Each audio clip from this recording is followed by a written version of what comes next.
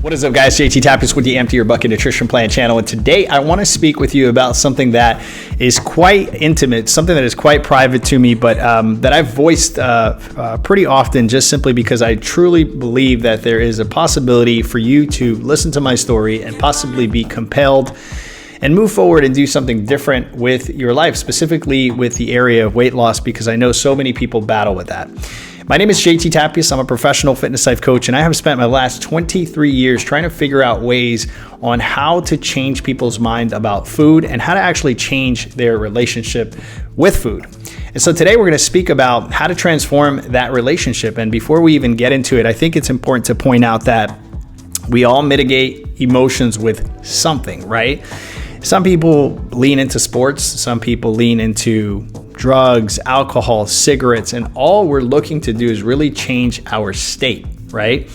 Maybe we've been working Monday through Friday, we feel stagnated, we're bored, and we're looking to just simply sort of wake up, right, and change our state. And so we pick different agents, different vehicles to do that. Unfortunately, we have a tendency to pick some of the ones that are the most toxic, like drugs, alcohol, cigarettes, and of course, food, which is the innocent drug, because there's such a stigma behind drugs and alcohol that most people are unwilling to just go out of their way and simply say, oh, I'm addicted to drugs, or I'm addicted to alcohol, or even cigarettes. But when it comes to food, it's sort of like a joke, right? If you gain some weight, you're like, oh, ha ha ha, I don't have a six pack, I have a keg. And there's all these jokes around food because it's acceptable, right? It is the thing that, quote unquote, we all need to survive, and so we justify it. There was a point in time in my life where I had issues with substance abuse. This was many years ago, exactly probably 14, 15 years ago. If you've read my book, I'm pretty vocal about it because, by the grace of God, I was able to overcome those things, not through my own will, but definitely I had some very sequential steps that I took in the direction of changing what I was doing at the time, because it was literally going to take me into an early grave. I'm grateful that I made those changes. I have a beautiful family today. But there was a time where I was mitigating emotions, right? There were a lot of things from my childhood, a lot of things that I was dealing with that I just didn't know how to cope with. And so I was leaning into these vices and crutches in my life to cope with life. And I know many of you guys are doing the same with food, specifically, the innocent drug, as I call it. And I think the number one thing that I did when I came out of my substance abuse situation, which it took me about 2 years, right, of hard work. And so I always get the question, how did you do it, JT? How did you manage to stop mitigating those emotions, those voids, those childhood traumas that were leading you into such a destructive and toxic life? And so the first thing was I started to get very, very unhappy with my life, right? I was just very unhappy with the fact that Monday through Friday, I was a hard-working person that was preaching fitness and nutrition to people, but then Friday, Saturday, and Sunday, I was absolutely destroying my body with alcohol and drugs. And I would do it weekend after weekend after weekend. And even though I'm a disciplined person, I would try to exert all this energy to change these things, and yet things were just not changing for me, right? And it was very frustrating. There was a lot of pain in my life. I came to a place where I ended up at the hospital with atrial fibrillation and A-flutter in my heart. This is an electrical problem in the heart. And man, that really shook me to my core, because my body was sort of my idol and the thing where that gave me confidence and gave me strength. And all of a sudden that was being challenged, right? And so I was faced with the idea of I need to figure out what this void is. And I started to do a lot of, just meditating and introspection about why I was sort of mitigating my emotions with alcohol and drugs and doing the things I was doing. And I got very real. And in getting real, it was hard. It was hard to face a lot of truths that I wasn't willing to listen to, even though they were coming from me, right? I just got very, very real. I looked in the mirror and I said, what is it that I want out of life? How is it that I want to continue to live my life? What is this particular void that is leading me in the direction of all these vices? And then once I figured that out, I realized that there was a need in me to sort of numb my emotions through alcohol and drugs. It wasn't a thing of, it wasn't an everyday thing for me. It was sort of a weekend thing, but it was enough to be destructive and very harmful to my body. I ended up at the hospital with a chronic, heart condition based on what I was doing to myself, right? The pain that I was inflicting.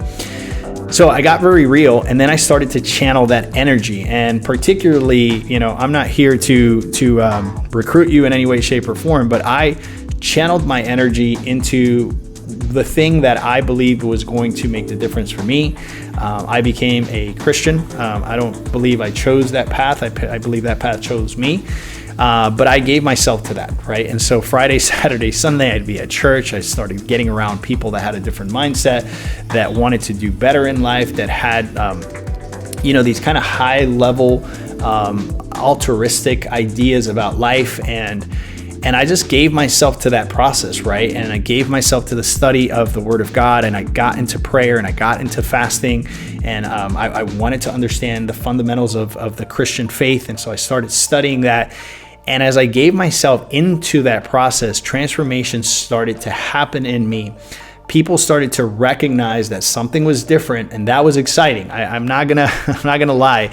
There was an excitement about change, right? And I think that's an important junction, because I see it in weight loss. I see when people are losing 10, 15, 20 pounds and they start getting complimented, that creates an excitement and a momentum that we shouldn't just set aside and be like, oh yeah, that's kind of prideful to be excited. No, you need that excitement. You need to be propelled by that excitement. And that's exactly what happened to me.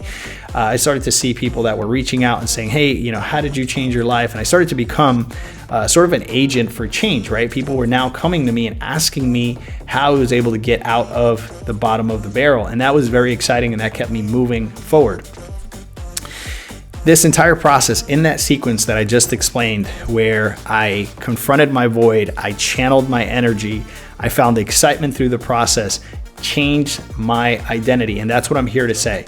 If you ultimately want to transform your relationship with food, right, I'm going to ask you to stop actually trying to seek the superficial change, which is to get on a diet and do some kind of, cut your calories or exercise, profusely, where you're burning 1,000 calories a day and thinking that is sustainable. Truly what needs to change is your identity, and that needs to become very sequential. You need to really sit down, be real with yourself, and start figuring out why it is you're mitigating some emotions through food, right? What is the void that is there? Is it a childhood trauma? Is it insecurities? Where is that coming from, right? And once you figure that out, channel that energy into an area that is actually going to help you, grow and propel forward. And so, that could be many different ways. Once again, I'm not here to recruit you and tell you that you need to become a person of faith. For me, that was the thing that helped and changed me, and I believe that it's the only real agent for change, but those are just my beliefs. I don't want to impose that on you. I want to say that if you're truly looking to change, you want to pour that energy into, maybe if it's fitness, you want to get into a community, you want to join some coaching program, something that'll really allow you to immerse yourself in a new community that'll give you a new mindset. And as change starts to happen and you get excited, your identity changes. And when your identity changes, my friend, you'll never struggle with weight again. You'll never have a bad relationship with food, because all of a sudden you start eating, right, for your goals, and not necessarily saying that you're on a diet. So I hope you enjoyed this video on how to transform your relationship with food. This is sort of a different format for my videos, but I really just felt compelled and wanted to share this journey with you. And if you have questions on this, leave some comments below. I'd love to answer any of your questions. I know this is a very confusing subject, but I'm here to give you a very different perspective on transforming your relationship with food, getting to tip-top shape, not from an aesthetic destination, but truly as a life change. And it comes from truly changing your identity, facing those voids, channeling your energy, getting excited, and ultimately your identity will change and everything will change for you. Guys, my name is JT Tapias. I'm a professional fitness life coach with the Empty Your Bucket Nutrition Plan. I hope you enjoyed this video. If you did, check this one out here. You're going to love it. Talk to you soon. Ciao, ciao.